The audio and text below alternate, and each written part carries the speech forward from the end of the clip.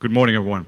I try to speak slowly because I'm Dutch and I'm used to speak quickly in English. So say it when I go a little bit too fast. I know I'm doing it. Security Operations Centers, I hope you're a little bit familiar with it. It's a buzzword. Everybody talks about Security Operations Center. This is the most secure solution you can do in a network. It's not true. And I can tell you why. I was in a board meeting, I think a couple of years ago. I can't tell what company it was, but they had 14 offices around the world, and the first thing they say, we have to reduce costs, we got to buy ourselves a plane. And then the fun starts. And I realized I should shut my mouth, I'm Dutch, I'm too direct for this one. But they didn't realize if you have a plane, there's more than a plane you need to do your stuff. You need a crew, you need to know what you're doing. Flying in a Boeing 747 is different than flying in a Cessna. And if you're sitting in a plane on 10,000 feet, you better be someone in the cockpit who is experienced what he's to do. And that's my biggest problem right now in the Security Operations Center. Everybody thinks they can do automated stuff. Everything is doing on the screen. If you see a red light, call the ambulance, whatever. It's, well, according to my name, bullshit. You need experience, you need what to do for it. It's about the users to know what to do. You need maintenance. One of the biggest issues I had a SOC a couple of years ago. It was running 3 years and nobody has ever done more use cases on it in the last 3 years. It wasn't modified, it wasn't updated, it wasn't tweaked, it wasn't tuned. It's impossible. Nobody here in this room has a network who has not modified anything, no new vulnerabilities, updates or whatsoever. Maintenance is one of the most important parts of the security operating centers. So let's start it. Why do you want a SOC? Anyone? If anybody says hackers, it's partly true, but not fully. What's that? Visibility. All right. It's good, partly true. Anyone else? What's that? Incident response. All right. Close. The most important one, it reduces risk. It's a risk management. Your most important partner in your company is the risk partner. Reduce the risk because it's the only reason you are using so much money to the Security Operations Center. Reduce the risk. If you do any kind of report to your management, don't tell them about threats, vulnerabilities, hackers, all this kind of stuff. Just tell them what your risk level is. Is it higher? Is it lower? Whatever. Anything else, they don't understand. They will get glazy around it, and at a certain moment, they need something else. So the requirements for a SOC, it's quite easy. It's process, people, technology, and there's a fourth one. It's an important one. It's about, well, presentation. In Dutch word, we sometimes use the word management porn. The management wants to see some pretty pies and straights and charts, want to see. But the most important part is the process. If something happened, if the shit hits the fan, what do? I know a lot of SOCs who says, yeah, we are able to detect all kinds of threats. I see some threats detection capabilities here in the world. Perfect, but mandatory time to detect is 1. What's your mandatory time to respond? Can you respond in almost the quickest hour? One of the demands I have in the current operation I'm doing, the people are saying, you have to react in 48 hours. You have to solve the issue in 48 hours. Well, I can detect something in 48 hours, but can I respond in 48 hours? Yeah, I can do one. I have one solution as always. Turn it off. If it is compromised, turn it off. I love that. They didn't like that. That was not a good answer. It's your people which make your profession more excellent. The people you knowledge, that's why you train, why you have experienced people in your security operations center. Don't use an IT guy, don't use a firewall engineer. It's not about doing MCSE. Security operations centers is about security knowledge. What's going on in your network, what's normal behavior in the network, how do you anonymize? The technology, the tools, I will sum up some tools later on in the presentation, also some free tools, open source tools. It doesn't have to be always this expensive. But the most important part right now in what I realize is how's your visualization? What are you doing? What are you presenting? What do you deliver? Added value to the company? How do you reduce the risk? This is my standard answer to the management. We reduce the risk. Is it valuable? I hope it is. It costs a lot of money. It's expensive. A security operations center costs millions, to be able to tell the truth, in euros. I don't know even in Krishna. But trust me, it's important. So the objectives. Process, how to measure the quality. This is where the fun starts. Yesterday I saw some red teams. And in my team, the easiest one we can do is hire a red team. Show me we can detect if they do anything in my network. And if we don't, the last test was really unsuccessful. I'm absolutely honest about that one. We didn't see a thing. We missed a lot of applications because it has some really issues in the process flow. The measure on quality is if you have some timeline, just do a stopwatch. If you have a hack, how quickly are you able to detect that some noise is going on in your network? Is somebody racing on the left? Somebody's tried to hack you on the inside, on the outside? I saw the Medoc one, not Patea. Nobody detected Matea. Why not? It was not on their radar. Another one, the people's KPI. That's an important one for me. How much is your security engineer doing? Is he able to do all this analysis between hours? How many incidents can he solve in 2 hours, 4 hours? You'll lose your attention after 4 hours, trust me. But is he able to do 4 incidents, 20 incidents? And does he know if the incident is closed? He has to do also some backlog. If you have detect something in your network, look back to it. Try to accomplish if it's the last 6 months in your log management system. Are you able to detect if it happens before and you didn't detect it? It's a quality level. And you could put quality, timelines, quality of service, documentation. I think you all guys love documentation. That's a joke. And the technology. Is it meeting your expectations? The majority of also what I see in security operating centers, we buy a sham, and what do we do now? It's the opposite. It's a question about why do you want a SOC? How to master your expectations from your customer? Well, the risk manager is the most important one. Have to be compliant, GDPR, it's all the buzzwords people use. Are we compliant with the system we have to do? And your management needs to know the pie charts, the management porn. I think I'll talk before. All right, anyone has a difference between data and information? It's an exam question for CISSP, so somebody should know. Got it. That's a good one. Data is useless if you don't know the context what you have.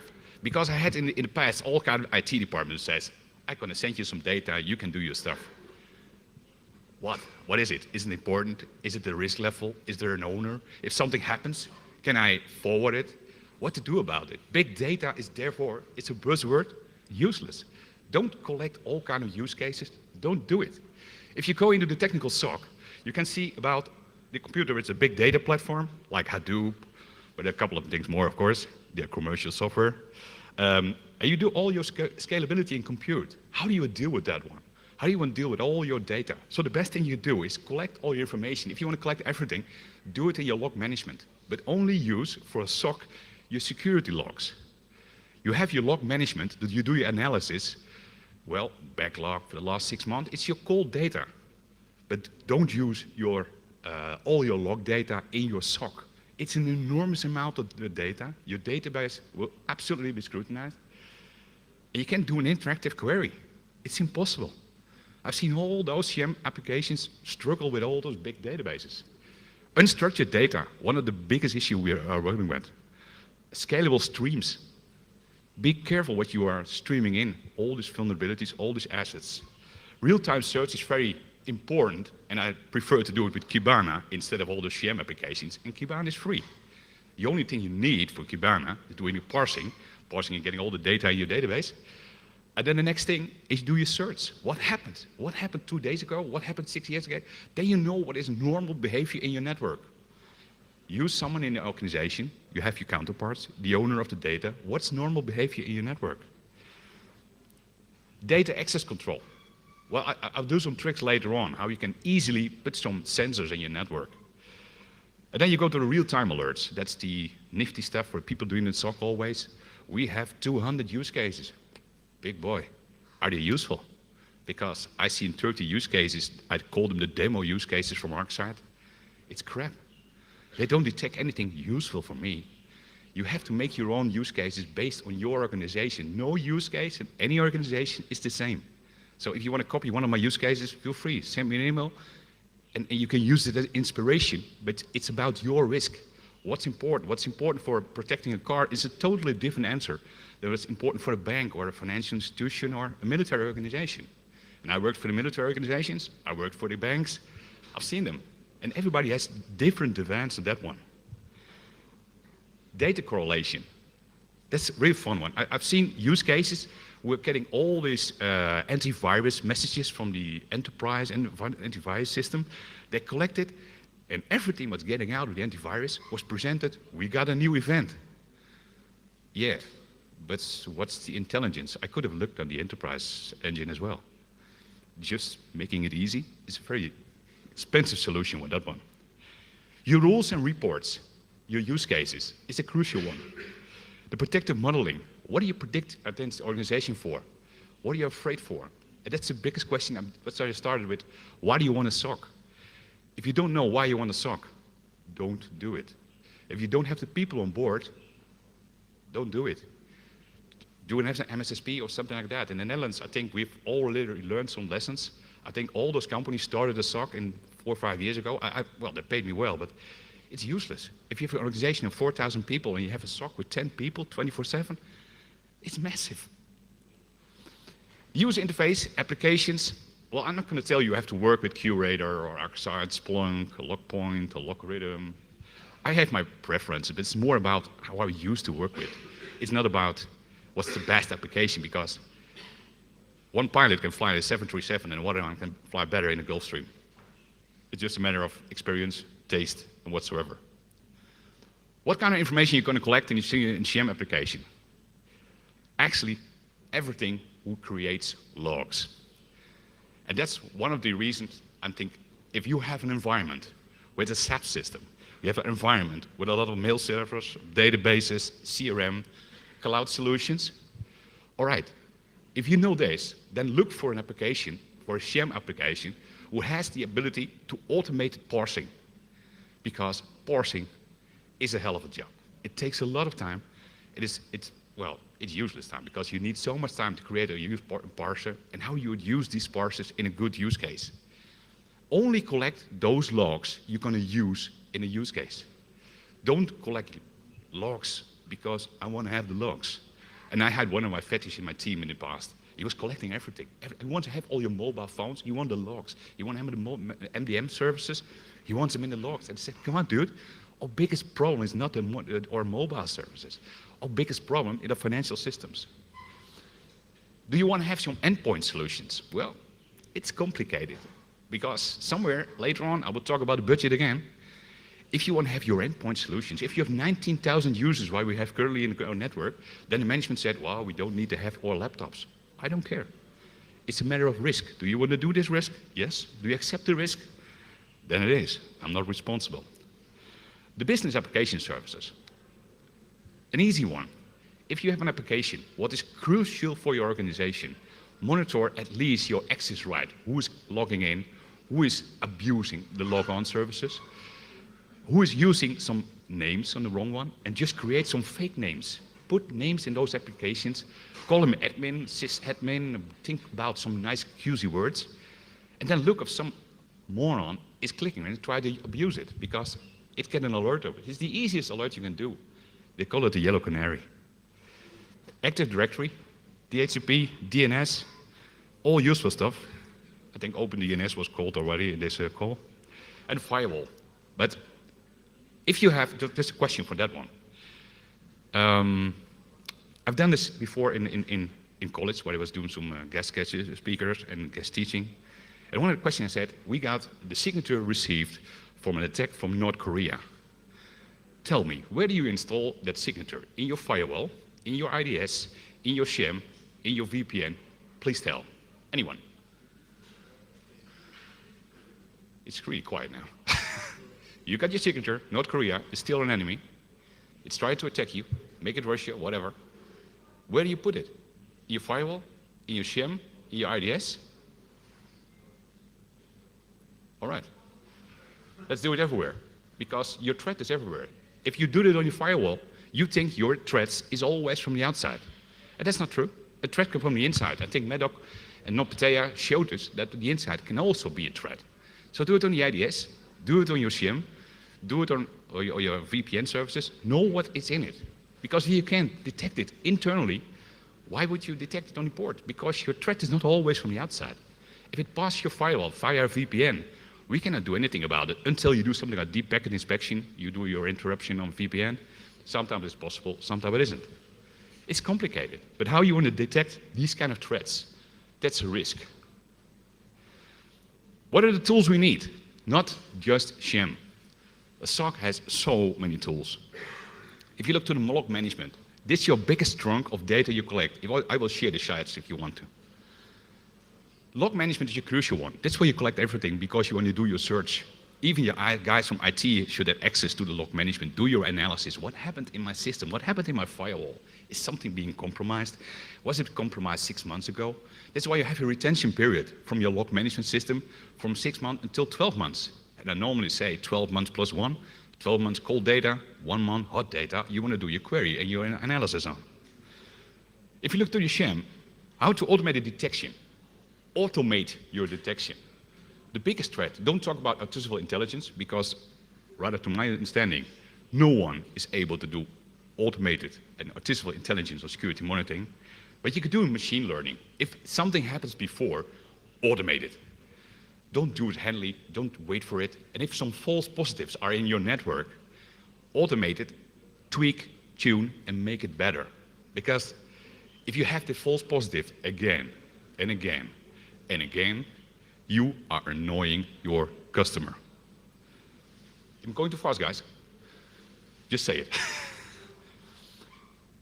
Endpoint data. Well, it's associated with a collection of data from your end users. According to me, my endpoint is always dangerous. Personally, I'm not a risk manager, but personally, I prefer to have some endpoint data because you are running around here with your laptop, you're sharing USB sticks, you're connected to a Wi-Fi point, and somewhere you're infected. It happens so many times. The fourth one is personally my preference, network discovery. Not only once, do it every month. What's in your network? Is there some rogue access point on wireless somewhere? Because there are all kind of people who want to abuse wireless in your network. They will install all kind of crap. I have seen people installing virtual services on their laptops because they want to do some testing and ever forgot to remove it. Well, you can detect it easily with a discovery job. Vulnerability and patch management, I think the most crucial one. The majority of all the hacks are still vulnerabilities, the easiest one. Even patches should have been installed 6 months ago, they're still exploited because people don't install those patches. We know we got them, but if I ask all my sysadmins around the globe, they say, yeah, we're busy. Yeah, really. I will make you go more busy, trust me. Your IDS and IPS, well, your IDS and IPS is the most important one for detection internally. If you want to see what's going in your network, even before your firewall, you will know if some strange behavior with signatures, that's the easiest one. It's my fun one because it's your first sensor. They give you a lot of information about your network. And then the fun starts, VPN. VPN is somebody got connected to your network through the firewall, so it makes your firewall useless, and it gets somewhere in your network. And what is access to do? Try to gain access, trying to abuse it. Monitor your VPNs. For all those techies here, the honeypots. Well, I know there's a honeypot project and a lot of people are abusing this one. Honeypots are those yellow canaries. Everybody knows the story about yellow canaries? In early days, a long time ago, when we were not using electricity, but we were using coals, in the coal mines, people are taking a yellow canary with them in those holes. And when the air was gone, the oxygen was gone, the yellow canary died. And you guys know, we got just 1 hour to get out of there. And that's your early warning if something is wrong in your network. Your yellow canary is an absolute one. If you have a server, and now that's also for fake data as well, if you have a server decommissioned, leave it on. Remove all the users, just put some fake users on it, put it on your network, call it a mail server. It's a deception technology. Anyone who's approaching that server, the honeypot or that fake data server, you got a hit on that one. And put a booby trap. There's always some web server you could put some in your internal network. And in that internal web server, you put in some script that you knew at least who's trying to approach that one. So you get more data about the server, what kind of browser he uses, what IP it is, what type of system he's using. Is he using Kali, whatever? It's one of them. And then you have your Internet of Things, another buzzword we have these days. Mobiles, cameras, puppies, well, any place, anywhere, you see Internet of Things. And it's currently on my agenda, how to deal with Internet of Things. It's complicated, because the Internet of Things is sometimes connected to your network. My preference will always be, put it outside of your network. At least let it not compromise your network. Make your isolation in your network from the Internet of Things stuff. And you can't do it, at least make some IDS between it. You can do your detection if somebody tried to approach and abuse these kind of things. Internet of Things is the buzzword for a lot of stuff we're going to use for the network. And I don't know why I should have my fridge on the network, but it seems that somebody is saying to me that it's really useful that my printer is ordering his supplies himself. Oh, I think my wallet will be full of all these printer cartridges if HP wants that. Any part, any network who's trying to connect to your network or is connected to your network, it is not under your control, put some extra defense on it and monitor it. It's the crucial stuff about the Internet of Things. If you can log it, if you can monitor it, it's a risk, it's a high risk. If it can compromise your network, you're off. Required add-ons in the SOC. And I think one of the teams I've ever worked with always hated me for that one. I like to documentation. And I like everyone knows that. Knowledge is storage. How did you build your use cases? Is your use cases built on your risk? What do you use for your use cases? Is there some special log from special server you do your correlation with? If you don't know your correlation rules, what is used for your correlation rules, if you are removing a server, your SQL database in another one, you don't know what the consequences are for the use case. So some use case at a certain level won't work anymore. That's an real issue. Storage that knowledge is also about the people, because there's a shortage of people right now in Europe. We are running out of security analysts. That's really one of the biggest issues we're struggling with. And if I see in the current situation, if a new security analyst gets in and he looks at the database and says, all right, we got 24 use cases, just watch the screen and it gets red. And I know some SOCs who are doing right now, they have no idea what they're looking at. They're just waiting for the red dot. If there's a red dot, something is going on. It's nothing about intelligence, it's monkey play. Threat intelligence. Do you have inside information about threats? And that's what the story is about, collaboration. How do you want to get your threats? There are a lot of free threats, databases outside you can use, you can abuse, you can receive information from. We are working with ENISA. I'm not sure ENISA is here, fabulous here in Ukraine, but ENISA is sharing all kind of information. You have your National Cybersecurity Center in the Netherlands, we have as well. I wrote a white paper for them about SOCs, but they're sharing information about threats, what North Korea is doing, what Russia is doing, what China is doing. We got all kinds of threat actors these days. Sharing knowledge is one of the reasons I'm here as well, because if we don't share knowledge, if we are not sharing or collaboration, we're in the wrong way. And that's why I make that metaphor about flying in airports and planes. Your use case development, I will use another buzzword for that one. We have a new buzzword for IT, it's called agile. Well, cool stuff. Old wine, new bags. But at the end, you use case is one of your sprints you're going to do creating a new use case. And you cannot create a use case in 1 hour. And I know my management always wants, we got a new threat, create a use case. And they will say, all right, we'll be ready next Friday. And he says, no, I want it Monday. Yeah, sure. A use case is good for detection capabilities. It requires good knowledge about your network, your logs, your information you have in your network. How do you want to share it? The red one, the CMDB. Any one of you has 100% secure CMDB in the company? It's not a shame if you say no now, because everybody has. Nobody has 100% secure CMDB. And that's one of the biggest problems we have. Well, if you don't have a CMDB, don't do a SOC. It makes no sense. At least have an Excel sheet that you know what kind of service you have. At least have an Excel sheet, who is the owner of the Excel sheet. Because if you can't manage it by a CMDB, you're out of control. Absolutely. Incident management. How quickly are you responding to the incidents? Do you know if it is a high risk, low risk, medium risk, critical risk?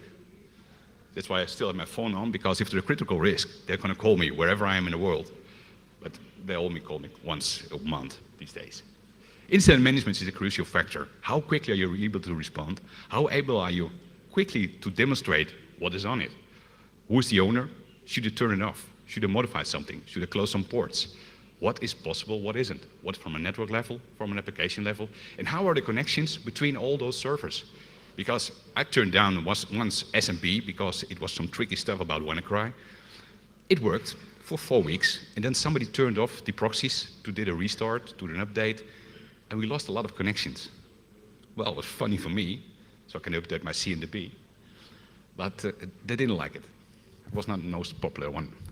And then you got the reporting stuff. I told you, the management wants to see what you do. How did you reduce the risk in the company? And how, if you did reduce the company risk, show them what the added value is from the SOC.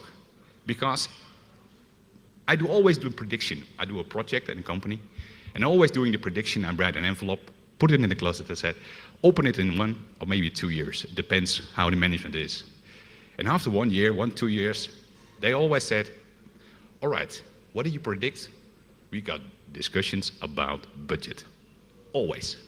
Because the management doesn't realize what the added value is if you don't have it. Compare it when you fly in the plane, you're looking at your dashboard, and all the lights are off. That's added value. If you are in 10,000 feet, you'd rather not be on the plane when your dashboard fell off. That's a trick one. Saving money. It's my favorite because I'm Dutch, so we like it cheap. I know all the stories about Dutch guys. If you're doing your budget, start high, and then realize somehow you have to get rid of all those must-have, could-have, should-haves. Well, the must-have is always try to get as much as possible, not only a sham, but also the other applications you require on that one. Do your log data, that's your biggest chunk in your big data analysis. Do your requirements.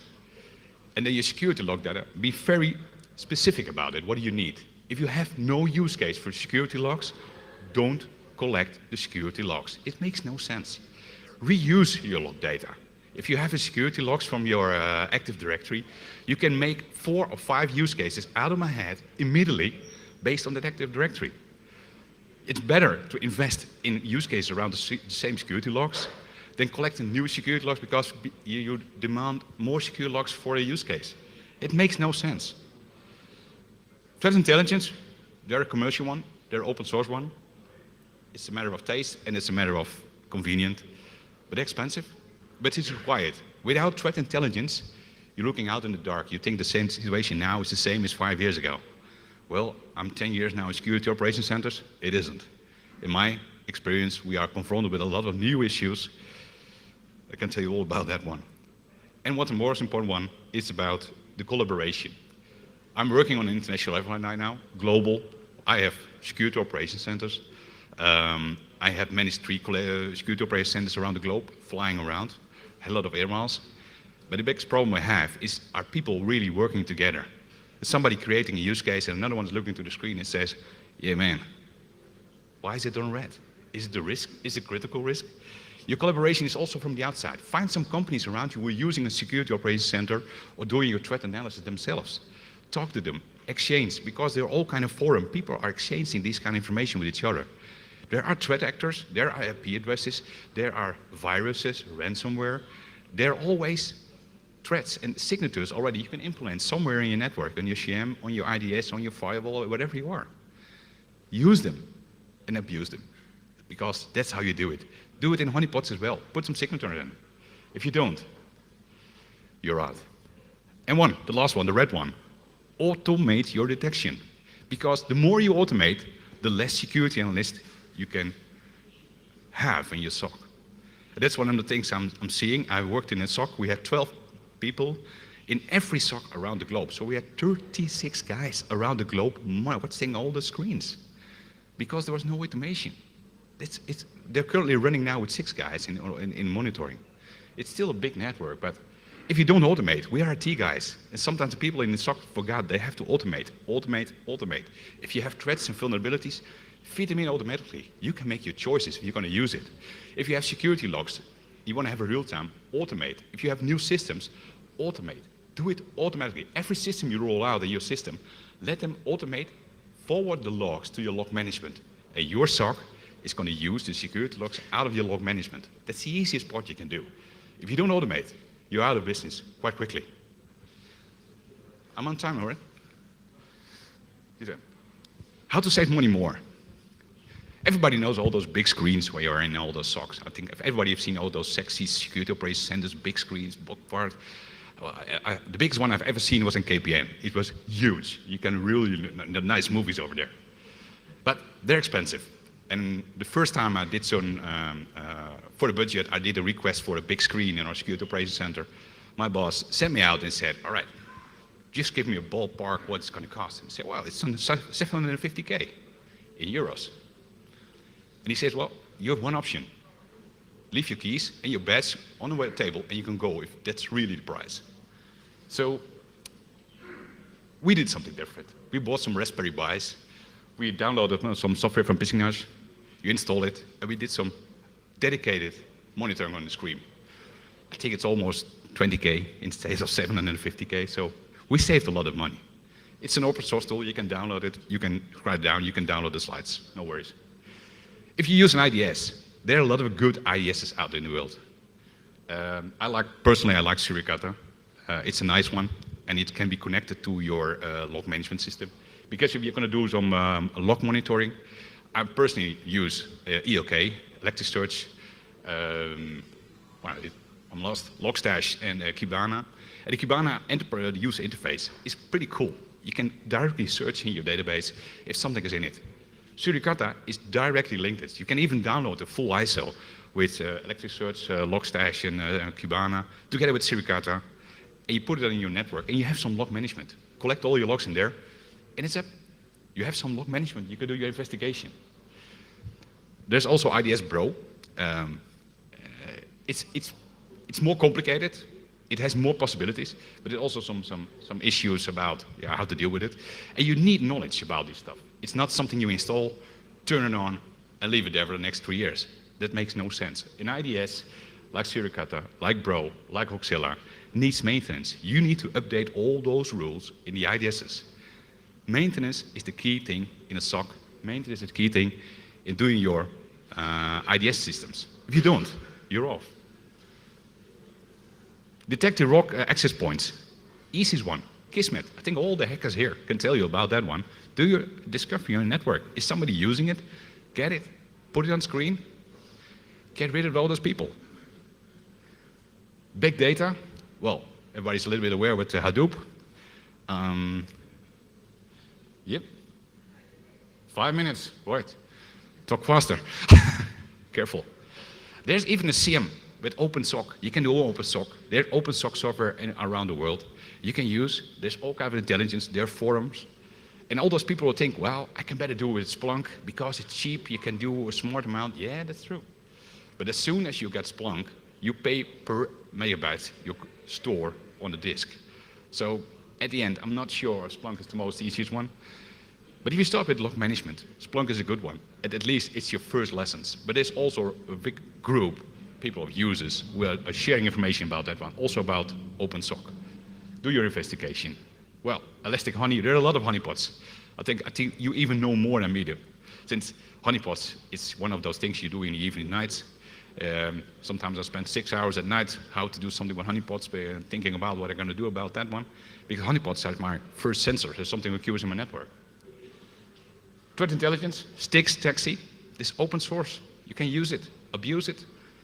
But if you have something, share it with the community, because that's what it's all about. If you don't share it, it makes no sense. As a log agent, my preference is NXLog. It's one of those log collectors in system you install and get out of your Solaris, Linux, Unix, and the Windows system. You can collect all this kind of stuff. So that's easy, save money for that one. And saving money is important. Not in the beginning, because you have to ask budget the highest amount as possible, but it's after 1 year, after 2 years, the management will say, guys, can it be a little bit less? You're spending now 20 million a year. Well, normal amount of money for me in a SOC. But it doesn't make sense. So yeah, if you have to cut down until 8.18 million, yeah, you have to do some smart things about open source. So yeah, that's where the Cisco IDS needs to get out of there. If you have a commercial honeypot, get out of there. If you have a commercial log monitoring, get rid of it. That's the easy one. The crucial thing about security operating centers, start small. It's my biggest advice to anyone, if you want to start with a SOC, start small. And there are a couple of reasons for that one. If you collect, like all the IT managers did in the past to me, collect all the logs and do all the incidents at once, you need hundreds of people solving issues because you don't know if there are true or false positives. You will get overwhelmed by incidents. I've seen that, been there, done that. Start small. Think big. Think about scalability. Think about the possibilities. Think about if you have multiple offices. If you have multiple offices, think about multi-tenancy systems. But start small, because your IT department will be really annoyed if they have 400 alerts about incidents and they have a full agenda already. And that's where the problem starts with SOCs. People are connected too quickly, all kinds of use cases. We have a new use case. Yeah, we saw something happening on port 80. That's normal.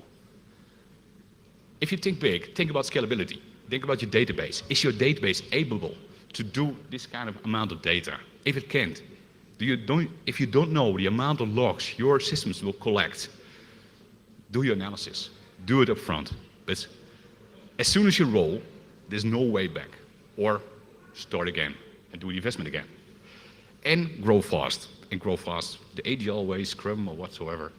But grow fast. As soon as you're under control, you know your network, what is in the discovery port, you know what's in your system, you rolled out all your IDSs. Then you can grow fast, build up use cases, but only grow fast with log data you really need from a risk perspective. Because that's the crucial factor. That's why I'm always comparing it to the metaphor for the airport. If you look at the current situation at airports, at planes, it's one of the safest way of traveling because all the companies are working together. You're not allowed to land with a plane on an airport if you're not following the security reasons and the rules. And I like that because that's why I fly to Kiev quite easy. We do Kiev Airlines. I don't care. I know that the rules are so good. And if something is wrong with an airplane, they will do an investigation. They want to know what happened. We don't. We don't share information. That's the current situation right now. People are not sharing that they were hacked. We don't share if we have some malware on it. We don't tell anybody because we're feeling a little bit ashamed. Well, it's not. Everybody gets hacked. And if you're not get hacked, you already are, but you don't know. Because the problem with getting hacked is you don't know. Your car is still driving, your computer is still working, but somebody's looking with you, reading your stuff, using your stuff, abusing your stuff.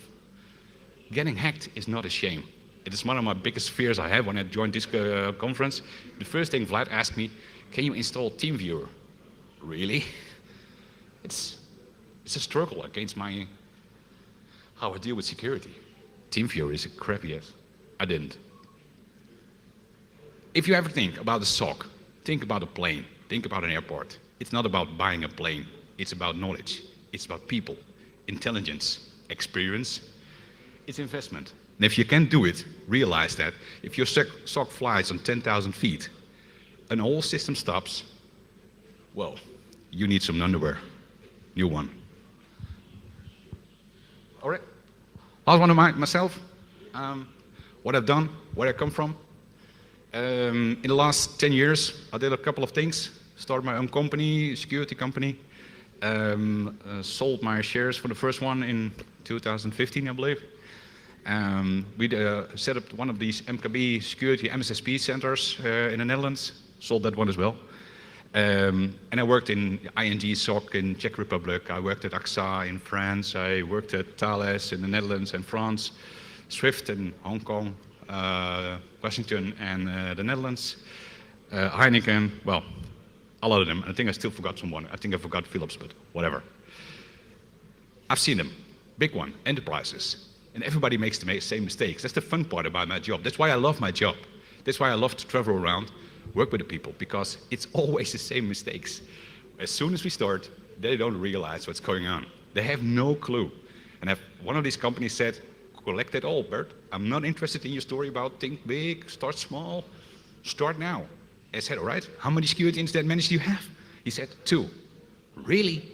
They will be sick in 4 days, trust me. And they were. In 4 days, they were overwhelmed, burnout, and they were not responding anymore. That's the story about the SOC. Wow, that was an incredible story.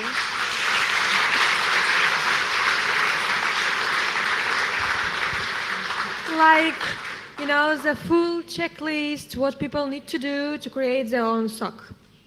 If someone from our audience will have questions how to build a SOC, can they contact you? Of course. Really? That's why I'm here. I'm here for the collaboration one. Okay. Before we start Q&A, I actually have a first tricky question for you. Go on. How do you think, what is more important in building SOC, like in SOC operation, tools or people? People. People. Always. Always. A fool with a tool is still a fool. But people without tools? Yeah, but you can always do it. It's not about the SOC. It's about reducing a risk. That's why you need intelligence. Even if you can do a manual, that's what I did always when I hired some security analysts. I give them some log files. Do you see something weird? And the first thing you say, oh, if you give me a tool, I can do it. You can't. If you can fix a car by yourself with a screwdriver, you can fix it with a computer on it. So if people can do it manually, Yes. they're good in their job, Yes. even without tools. Yes. Makes sense for me. Does it make sense for you? Yeah. Do we have any questions? Okay. Yeah, we have plenty of one. Hello. Hello. Thank you for your presentation.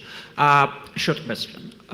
From your rich experience, how much time it takes if you wanna to launch a SOC from 0 level till full scape launch? Of course, Oh, depending normally in general. in general. general. Yes. Thank you. Of course, it depends on the size of the organization. It depends on the size of the network. But generally speaking, normally you count with starting about 9 months.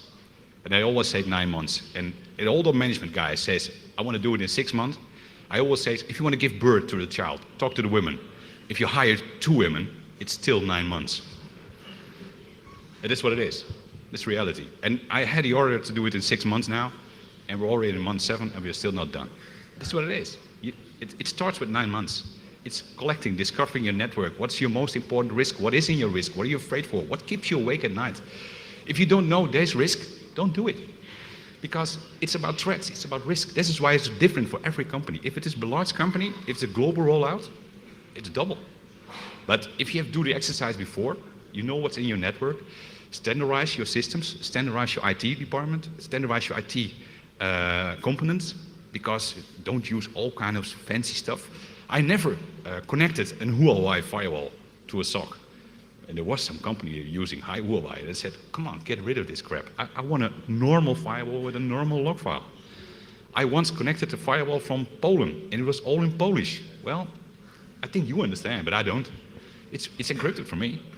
So yeah, it's know your network. That's what your first phase of your SOC rollout is based what's in your network. It's planning. It's not about the tool. It's not about the shim. It's about what are you trying to connect, what are you trying to risk, what try you mitigate, the process flow, and then think before you start. 9 months, minimum. Depends on how quickly you work. Number 2. Thanks for your presentation. You're welcome. I wanted to ask a question related to CM. One of the tools that evidently increases the effectiveness of a SOC is a CM. Yeah. And my question is the following. In your experience so far, do you see that CM is becoming increasingly a point of attack for the operations of a SOC team? And if yes, have you already seen that companies or SOC teams are implementing use cases to for instance, see if a CM all of a sudden stopped receiving log from a particular log source, or all of a sudden increases much higher rate or frequency of logs from a particular log source. So in other words, is CM becoming a point of attack to defeat the operations of SOC? And if yes, what could be some use cases that you have seen or that you would recommend to detect this as early as possible? Yeah, good question too. A SOC is not only about threats, it's about risk. And one of the risks is that you're not receiving logs. If you're not receiving logs, something is going on. If you receive a lot of logs, something is going on. If you do a DDoS attack, majority of all those DDoS attacks is that you're overwhelmed with all kinds of alerts and they're trying to overwhelm your systems to block your databases, get rid of them. And as soon as your databases get, well, compromised by all those logs from a DDoS attack, you're blind. So you don't see what's going on. Yes, it's a threat. DDoS attacks, in the Netherlands, we know all about DDoS attacks. In 2011, I think we had 16 in a row. 2 days, the banks were off. They couldn't even give you money anymore at a certain level because they were on the DDoS attacks and they were so good. It's not only about the SOCs, but also the systems were not able to work properly. It's a threat already, and there's a use case for it. It's about health management. It's about availability. It's about integrity. Do you trust your logs these days? Because we had a compromised SAP system, I think 2 months ago, and one of the first things we say is, give me the logs. And we looked to the logs manually, and we said, well, there was only access 4 times. So this is the case. But I'm a little bit paranoid on that one. So the first question I'm doing is, do we have the real logs? Because I was a hacker a couple of years ago. The first thing I did when I do a hack, get rid of the logs, stop the logging, and then turn it on when I leave. Because if I become an admin, I can turn off the logs, do my nasty stuff, turn on the logs, and leave. And nobody will notice you ever be there. So yeah, health management, availability. If you don't do your checks, that's why you always see those beautiful graphs when you are in the SOC. People see the amount of logs you're getting in. If it's on 0, somebody should get awake. And the truth is, in the majority of SOCs I've seen, they're looking all kind of red dots. And if you don't have the use cases and you don't have the knowledge that your use case can't work without logs, that's knowledge. That's when you're off. You're out of business. So yes, that's a threat. But you cannot abuse a SOC system for health management only. Do it with log management. That's the easiest one. Does that answer your question? Good. Thank you for your presentation. My question is about SOC is about maturity level of a company. Yep. So, but some companies do have all those tools, and they don't have SOC.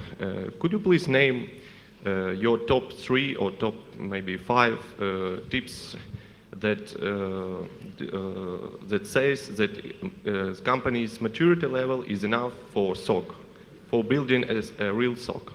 And I'm talking about not about the service of making a service of SOC for other companies and making money on it, but for your own needs on company. What is top 3 or top maybe more tips for maturity level of the company that say that now we need SOC? Whoa. Now we need SOC. If you're, well, the easiest one, talk to one of the red teams. Ask them to do an attack. It's the easy one. It's immediately shows. If the shit hits the fan, everybody knows where your gaps in your systems are. So ask a red team to do an analysis if they can hack your Active Directory. If they get into your Active Directory, they can change and modify some systems. You know your top 3. Because if you didn't notice, you were not even to look at it, you didn't even realize that, and you're not even seeing that some new users are added to your Active Directory. This is one of the first times I think one of the SOCs in one of the companies I worked for, they started me because their Active Directory was hacked. Yeah, sure. But it starts somewhere before. You are not able to detect something in your network. So you have all those tools, but how do you use your tools? Because you use tools to detect something. So if you have an IDS, but you never look in your IDS, why do you have an IDS? Why do you want to have some red lights on your dashboard in your car if you never look to the dashboard of your car? You put some cards before it because you don't want to see the red lights. Get rid of them. It doesn't matter. So if you have those tools, use them, and use them wisely on a real-time basis. Yeah, that's the top 3 is availability, confidentiality, integrity. I think that's the majority of all the questions for all the sides. If you're all the banks, the CIA rating is it's important one. It's not about the American intelligence service. Confidentiality, integrity, availability. That's what it is. Thank you. Do we have more questions? Just raise your hands. No? Nobody? Well, I'm outside. thank you. It was awesome.